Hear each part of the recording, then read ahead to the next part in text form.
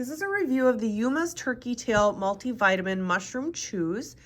It's an advanced immune support for dogs, and the brand sent this to me so I can test it out. Well, so our dog can test it out.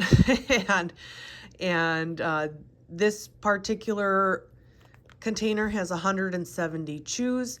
It's chicken flavor, and it's made in the USA. And I don't know if you can see him back there, but he's itching to get his daily multivitamin today, and he really does enjoy these. This particular dosage amount for his weight is 4, and as you can see, he just gobbles them up.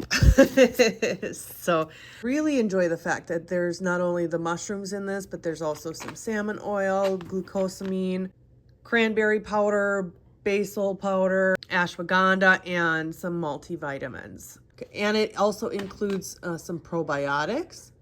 And this is just an overall really good multivitamin for my dog. And he really, really enjoys the taste.